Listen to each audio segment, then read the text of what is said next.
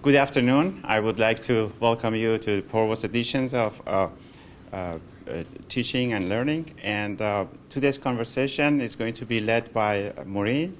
The title of her talk is Employing Real-World Examples to Increase the Students' Engagement. Maureen joined ODU in 1988, almost the same year as I did. It's been a long time. It has. Yes. And prior coming to ODU, she worked for Philadelphia National Bank as a loan officer and Merrill Lynch as a financial advisor. At ODU, she teaches corporate finance, investments, and she also heads Students Finance Club, which is a students club, and she brings in professional speakers every Thursday to talk to students.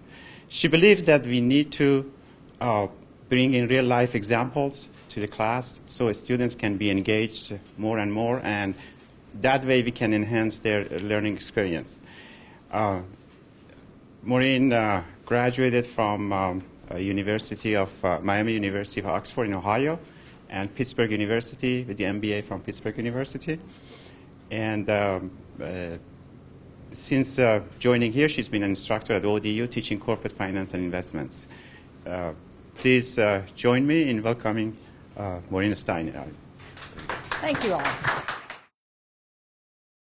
The class that I teach the most is corporate finance. And obviously with corporate finance, you are teaching students tools that can help them succeed in a corporate financial environment. And if you go to work in business, obviously there's money and everybody has money, so it has to work with money, so finance is an issue. But what I've become aware of over the course of time that I've been teaching is that I feel like I have a greater responsibility to my students, other than just teaching them about corporate finance, because I'm sure that you all know from reading, there is so much financial idiocy out there. And you have families and friends that are committing financial idiocy. And the fact that you are educated and intelligent does not mean that you are not going to be doing a lot of things that are financially very, very wrong.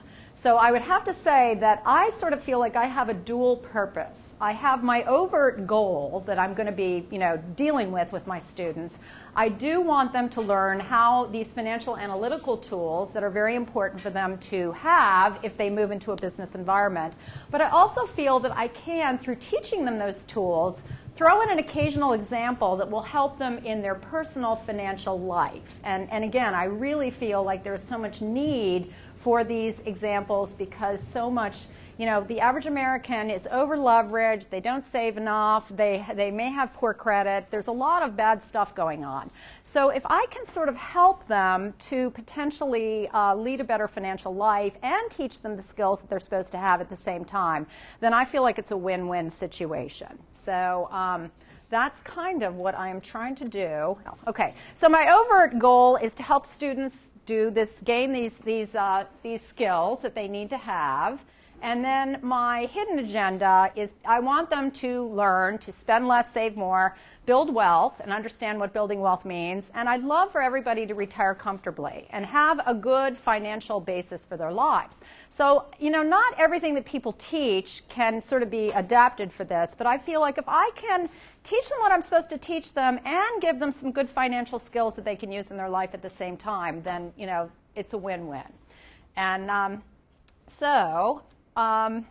the first thing that I teach, usually in any class, is we talk about the balance sheet. And this is something that if you're in accounting and finance, you learn about balance sheets. And balance sheets, to do a balance sheet, you take the company's assets, which are all the things they own, and then on the other side you have their liabilities, which are what they owe.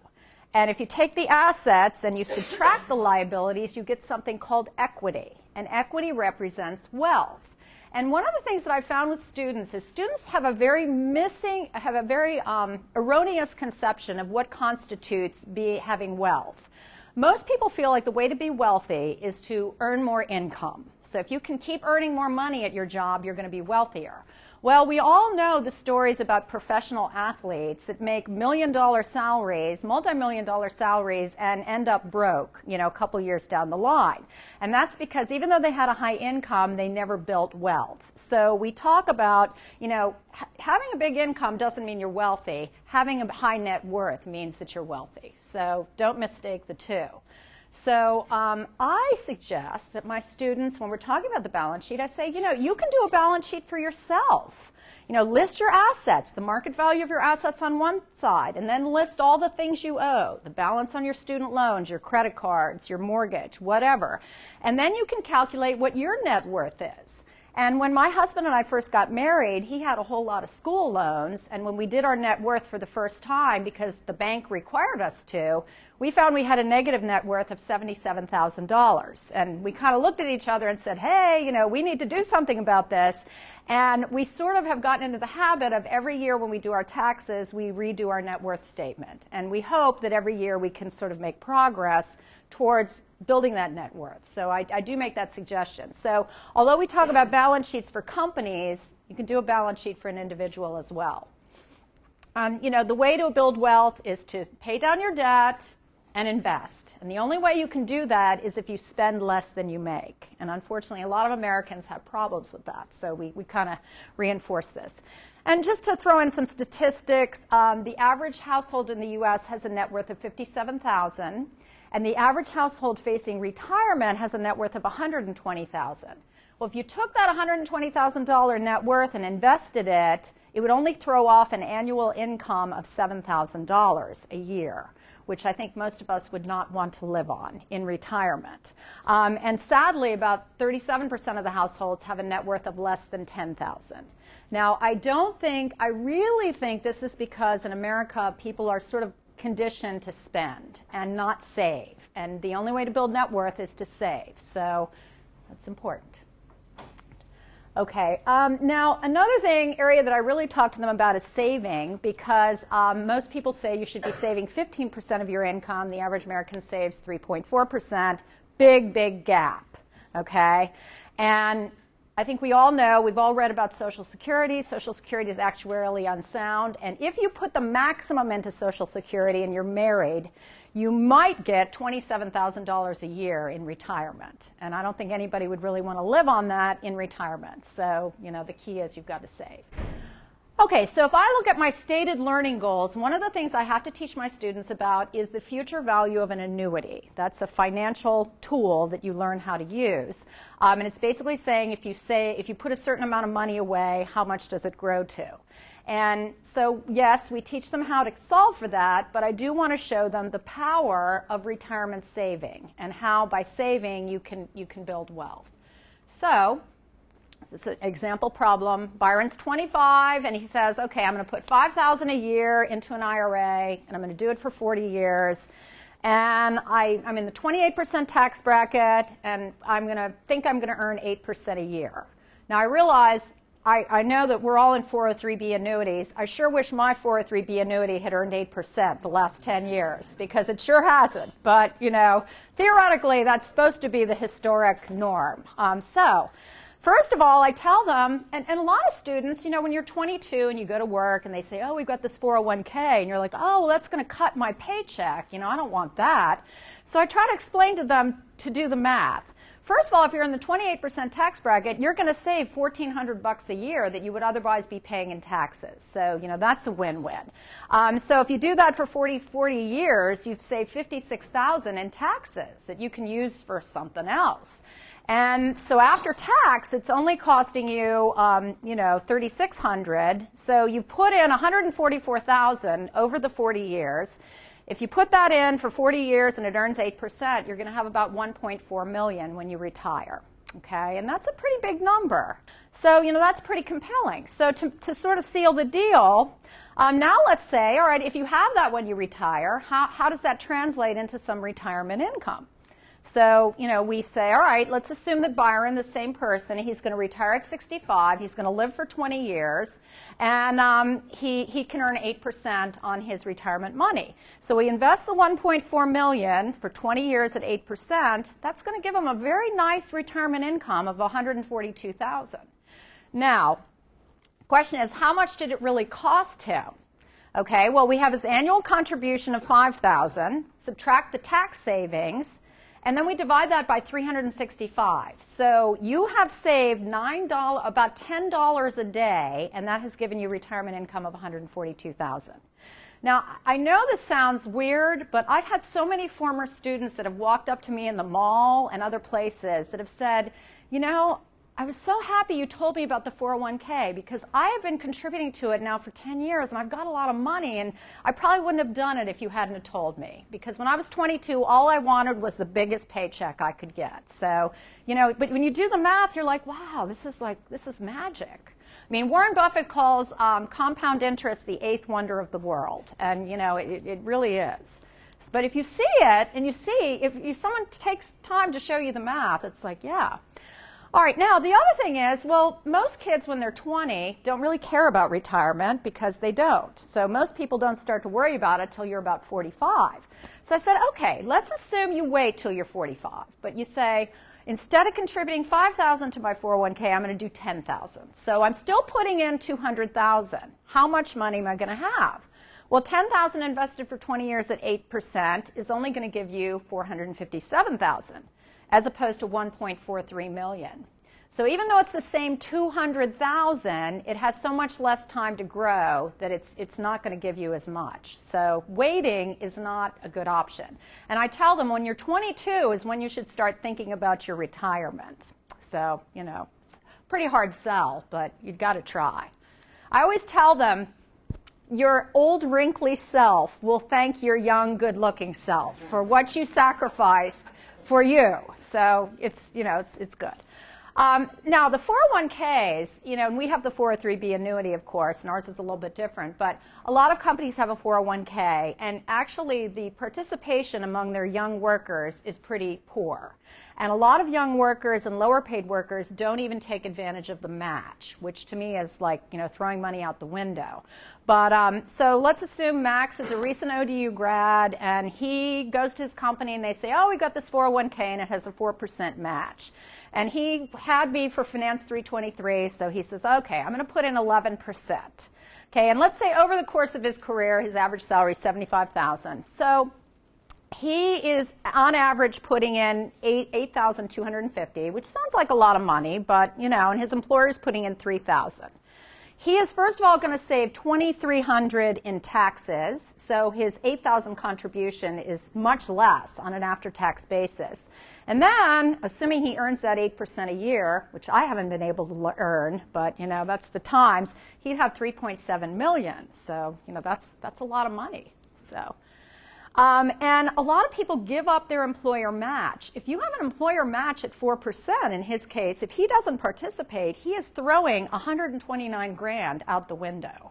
So, you know, I always tell my kids, at least do the employer match. If the employer match is 4% and you're really, you know, you've got a lot of student loans and everything, at least do the 4% because the match is going to make that 8%. So if he were to invest that and throw it off into a 20-year annuity for retirement, he'd have a very nice retirement income that we could all envy. So the 401k is just great, and fortunately we have the 403b annuity, and that's great too. Okay, now, one of the things that I have read about, and I actually had a sister that did this, and it just made me so crazy. But a lot of young people, when they leave a job where they had a 401k or, you know, 403b annuity like we do, you have two options with that. You can roll it over into an IRA or you can cash it in. And if you cash it in, big mistake. And we'll show you kind of why. So, you know, you can do the IRA rollover. If you were to leave ODU, you could take your 403b annuity balance, and first of all, you could leave it with TIAA Craft, and that would be fine, or you could roll it over into an IRA that you could control, and there would be no tax consequences, and the money would keep growing. So you definitely should do the IRA rollover. You definitely should not cash it in. So this is an example of someone who decides to change jobs, and they have $10,000 in their 401k. Okay, now they say, well, you know, that's not that much money, and maybe I could use the money. So what happens if you cash it in? Well, first of all, you have to pay ordinary income tax on it at 28% and a 10% penalty. So 38% of your 401k balance would go directly to the thieves at the IRS. So you would be left with $6,200. Okay, now that might pay off your credit card or whatever, but if the alternative, if you just roll it over into an IRA, you take that 10 grand, put it in an IRA, invest it for the remainder of your working days at 8%, that 10 grand turns into about 172,000. So it's very compelling, but young people are so prone to cash in their IRA, so their 401k. So I made them all promise, don't ever do this, because I will haunt you, because this is so stupid, okay? My husband had a woman at his job, and his company had a situation where they didn't let them get into their 401k unless they left. And she left to go to another job. And my husband said, well, why are you leaving? Don't you like it here? And she said, no, I really like it here. And he said, well, why are you leaving? And she said, well, I want to buy a new car, and I need to cash in my 401k, so I'm going someplace else. And he was like, oh, whatever. So, there are just a lot of people that do dumb things. Okay, now, borrowing. We learn a lot about borrowing in finance. And so we do a lot of loans and learn about loans and borrowing and, how corporations borrow and everything. But what a great opportunity, because I think we all know that most Americans have way too much debt. So if you understand how loans work and the true cost of borrowing, maybe you won't make as many poor decisions. So really when I'm teaching about loans, and they need to learn how to evaluate loans, because corporations have loans and they're going to work for corporations, but I really want them to understand it from a personal standpoint too. And loans are evil many times. Credit cards are evil. And I don't know about you, but I had a lot of students that come to me that already have very, very high credit card balances. And it's frightening to me when someone who's 20 years old comes to me and says, oh, I've got $10,000 on a credit card and I'm paying 21%, And I understand that a lot of kids, the only way that they can afford to be here and buy the books and the calculators and everything is to put it on a credit card. So I really try to be compassionate about it. But, it's difficult. Now, I have had people say, credit cards are fine for me because I can always make the minimum payment. And that, it's like, oh, okay, so let's look at the cost of paying the minimum payment and understand the true cost of borrowing. So, you're down in Fort Lauderdale, it's spring break. You're at a bar, you're having a great time, you run out of money. So you put $1,000, buy the bar around and put $1,000 on your credit card. Okay, you don't really remember it the next day, but you think you had fun. Okay, so you get home and credit card company says, okay, you have a minimum monthly payment of $20. And you're like, no problem, I can afford that, $20, no worries. So the credit card is charging you 18%, and that works out to 1.5% per month. So first of all, how long before you pay off that one fun night in Fort Lauderdale? And secondly, how much interest will you have to pay because of that one fun night? So basically, if we take $1,000 and we're paying 1.5% a month, $20 a month, it's going to take us 93.11 months. And actually, I don't have it up here, but you'll end up paying $862 in interest on top of the $1,000 balance. And the key is the minimum payment is not your friend. The credit card company wants you to have to pay that 18% interest as long as they possibly can. So, this is not a good thing for you as a student. And a lot of them are like, wow, I didn't even think about that, But it's really, credit cards are awful. And I worry so much about our students because I see so many of them. They've got student loans, they've got credit cards, and, they're really starting out life deeply in the hole. And, it's frightening. So teach them that. And, American households, just a little bit over half pay their balance off every month. Most families carry a balance, and the average balance of those that carry a balance is about 15 grand. And the average rate is 15% So the average family is paying $2,300 a year in interest. Now, the average family could probably think of more productive uses of that $2,300. And, it's kind of like throwing money out the window. So I do try to really stress that, if you can control your spending, get your balances paid off, get your balances paid down, it's a lot better. So, all right, car loans. And also, why do we buy expensive cars? And what, a lot of our life is we feel that we have to keep up with our neighbors, and we want, if our neighbors have a nice car, we want a nice car, and if our neighbors have a Rolex watch, we want a Rolex watch, and I think you can get into this awful cycle of spending. So Alana has next door neighbors, and they just bought a new car, and so naturally she wants a new car, and it's a $40,000 car. And, what kind of payment is she looking at? And I know that a lot of students are like, man, I can't wait to graduate and get rid of this beater and buy myself a brand new, beautiful car. It's like a huge goal of many of the kids I talk to. So let's do the math. So if you have a $40,000 car and you have a 48-month car loan and you're paying 6% a year, so 0.5% a month, what's your payment going to be? And that's $939.40. And, a lot of people pay that. And because it's very important to them that if their neighbor has a really nice car, they have a nice car. So, that to me is not good sense. And, obviously if you're making $400,000 a year, then okay. But if you're really stretching to make this payment so you can impress your neighbors, maybe that's not so good. Okay. All right, mortgages. We do talk a lot about installment loans, and we do talk about mortgages because businesses have mortgages, but people do too. So, I try to kind of, say, well, let's look at the mortgages. And one of the biggest decisions that a lot of people have with a mortgage is, am I going to do a 15-year or 30-year?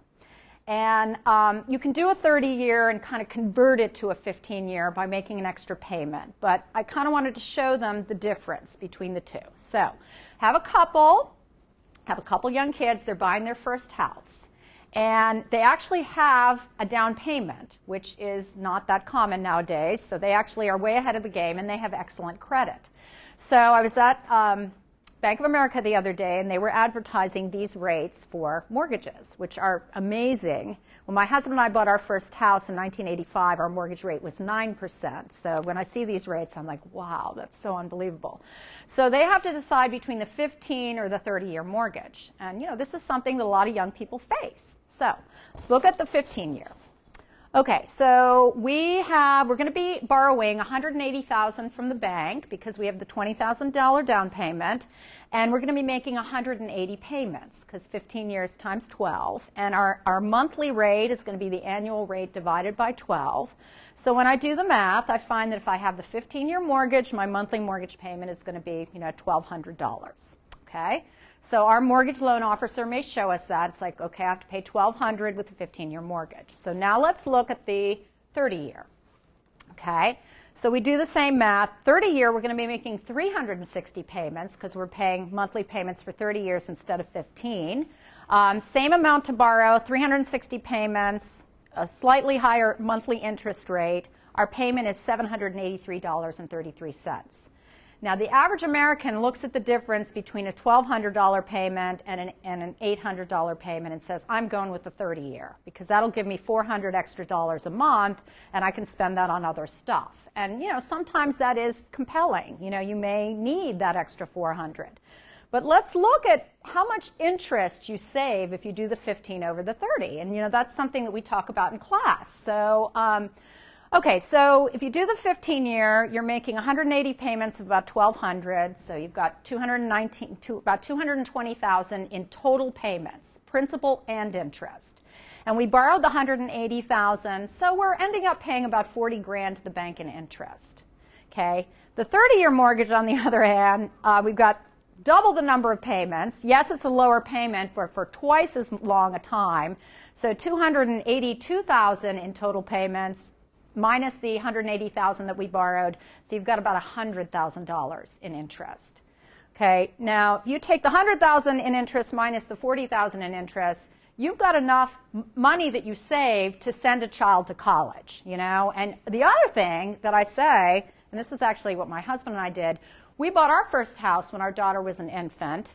And, we're thinking, okay, well, she's going to go to college in 18 years, and that's pretty scary. Wouldn't it be great if we had our house paid off before we were facing that additional expense of college education?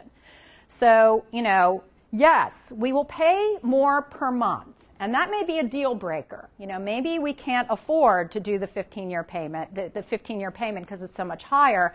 But if we can swing the additional $400 in our budget, look at the benefits. We will save enough to send a kid to college, and that's pretty amazing. And the house will be paid off before the child starts college, so that's good too. It'll help us build equity, and we'll have that. So go with the 15. The other thing I say is if you have to go with the 30-year because it's the only way you can swing it. If you get to the point where you can make an extra principal payment every year, you can convert the 30 to a 15-year. Like I said, when you do the numbers, it's like, wow, I should be doing these things. This is better. So, all right, so what has been the reaction? Well, it's so funny because I teach a lot of students, and I've been here a really long time, and I run into my students all the time in, various different venues, and, my husband says we're always running into my former students. And I would have to say that no one ever says, Mrs. Stiner, I'm really glad you taught me those financial ratios because they're helping me in my job. They always say, because of you, I really started contributing to my 401k, and now I've got a balance in there, and I'm really happy with it. Or they'll say, because of you, my wife and I decided to do a 15-year mortgage, and we almost have it paid off. And so I think that what we have, one of the things that I really struggle with is, yeah, we want to teach them what we teach. We want to teach them whatever our discipline is. We want them to learn it, whatever it is. But, we're sort of there to help them in their lives, too. These are young people that maybe, don't have it all figured out. And anything that we can do that can help them in their lives to make them more secure, more successful, I think that's really helpful. And I genuinely feel that yes, this is important. And I think that another thing that's come through with a lot of my students is, we say, well, these are things you're supposed to learn at home. I know that a lot of, like with public school teachers, when they say, oh, you need, well, they need to learn that at home. Well, a lot of them are not learning it at home. A lot of this stuff, their parents are clueless.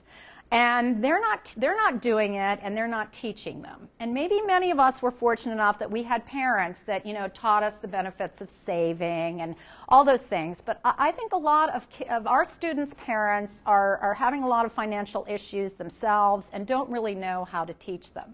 So I personally feel like it's not enough for me to teach my kids corporate finance. I want to really help them because I think that financial stress is probably one of the biggest issues that people face. It breaks up marriages. It causes a lot of people to have to be, a lot of bad things. So anything that I think we can do to help our students in their day-to-day lives, I think is going to be helpful. And if we can sort of relate it to what we teach, then so be it. But I also think that if you really are trying, and I have a fellow colleague who Dr. Najan knows, who calls me Mother Steiner. He says, you just want to be your student's mother. And I'll admit it, I do feel a sort of nurturing, a sense of responsibility to them. And I feel like if I can help them in this area of their life, then that's important. And I think it shows that, we care about them more than just as students, but as people. So a lot of my students have said, I'm not learning this at home. My family and my friends, they really mess this up, and I'm not learning any of this at home. And they read a lot about Social Security. I've had so many kids come up and say, Social Security isn't going to be around when I retire. I'm going to be totally on my own. And so that's a problem. And nobody anymore has a defined benefit pension plan. So, it's the 401k or nothing, and that's pretty much it. We really have been thrown to the wolves. 30 years ago, most people had a defined benefit plan, and you knew if you worked at a place long enough, you'd get X% of your salary for the rest of your life. That's over. I mean, no one has that anymore unless you're a government worker. So people really are having to take responsibility for this themselves, and I think it's very, very much of a concern. As I said, a lot of my kids already have pretty significant student loan and credit card balances.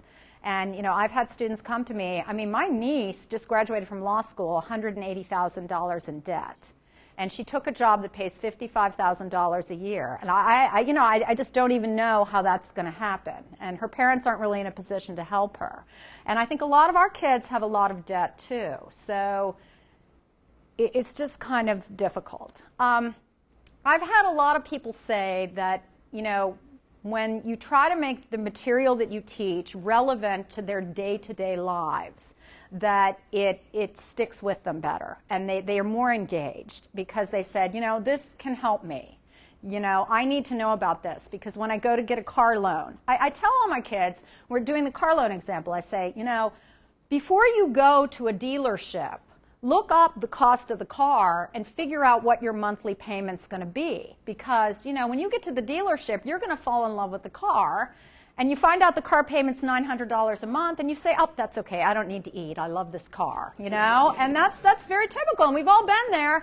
And the guy at the car dealership, he isn't going to be concerned about your monthly budget. So, if you can know these things and have the tools, and these are tools that can really help, with life. And I'm fortunate, I know that many of you are teaching in a discipline where, it's not quite so clear that there's this huge connection. But I think that any time you can say, hey, taking this class, yes, you're going to learn what I have to teach you, and you're going to learn what you need, but this will actually help you in your life. I think that they really do like that. So that's what I try to do. And I don't know. I mean, sometimes I feel like it's overly intrusive, and I'm trying to be their mother, but I don't think that they really mind. So I think that if there's a way that you can figure out a way to teach them the material they need and help them have better and happier lives as a result of learning some things that can help them in their day-to-day life, I don't think that's a mistake. And I know that, what I teach is different than what you teach, but maybe it'll work. I don't know. But anyway, and I talked really fast, so I took way less time than I thought I would, but I got a little nervous. So does anyone have any questions or anything like that? Because, yes. Okay. I really like your comment about, so you've had a big time at spring break. I mean, that's so very relevant. Buying a car a little less, buying a house even more less, investing for retirement is still further down the road. Right. But the closer it comes to what I did today, or what I'm going to do in a week or two, to me is really good. Well, thank you. And my suggestion to students, although I teach history, my suggestion to students on something like credit is, if you've got a credit card that you really don't want to discuss, start with never putting anything on the credit card that you use up. That is food, gas, fun and entertainment. Something that's consumable in any way, don't put it on your credit card. But a computer or a washing machine. That's a different, Right. And then the other thing is something I heard one day on NPR that I thought was priceless, and it was, start with a denomination. It can be $5, $1. Never spend your change. Right.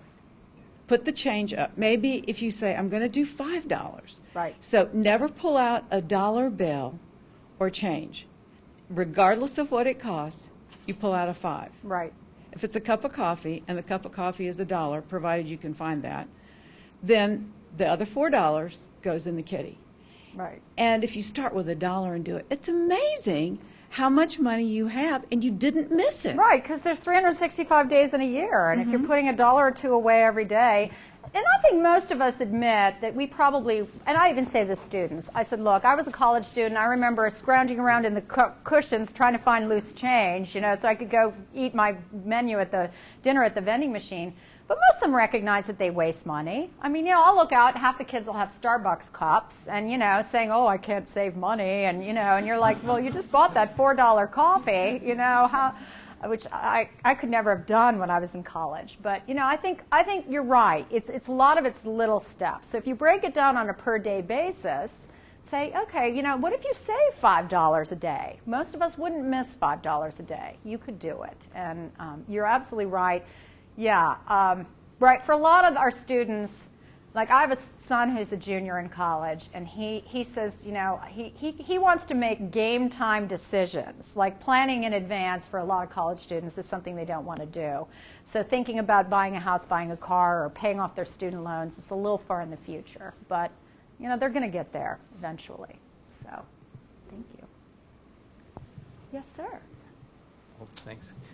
Maureen, a lot of this seems like it would be good for high school students, and you touched on it a little bit by what the teachers say, but are there schools that attempt to do, you know, they have classes in some of the high schools that cover this? I know, and I'm dating myself and showing how old I was, but I mean, in my junior high, we had to take home ec, boys and girls, and there was a big section on household budgeting and saving and planning.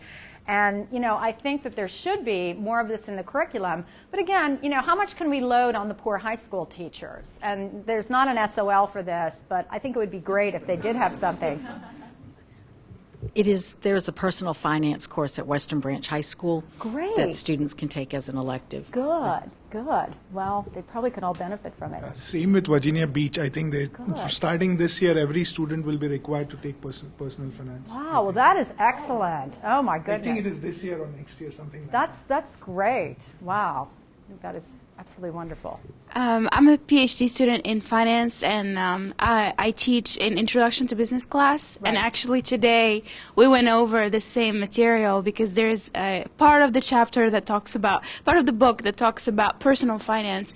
And a lot of the students, I went through the same stuff, Right. Social Security, retirement, credit card, that all these things. And everybody, I started getting emails from students asking me how they could improve their scores or know about their history. So there is definitely a lot of hunger for this kind of information. Right. No, I think you're absolutely right. I mean, they all know that it's important. And in answer to your question, I know Doug Ziegenfuss told me that at a university that he is aware of, the business school actually offers like a non-credit program in personal finance and managing your credit and all that, and they sell it to the parents.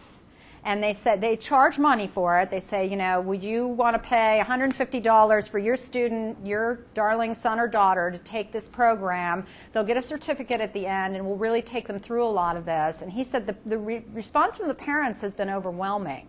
A lot of them have said, sure, I'll pay $150 to have my student go to 4 or 5 class sessions to cover this kind of information. And Doug thinks we should do it here at ODU. So, yes. I think we might be doing that. We have a program called the Monarch Millionaires. Right. That's student run. Yeah, but it's the students get insight into personal finance. Right. I've had some students that have been Monarch Millionaires, and they get training on how to help their fellow students with these types of issues. So I agree. I think the tide is turning. I think a lot of people are realizing that this is something we want to get into. And I think we as educators probably need to be aware of it too, because I think that anything that we can do to help in this regard is really valuable. What I'm thinking is, thank you, Joy. What I'm thinking is we should require every single government workers to take your class, including the president.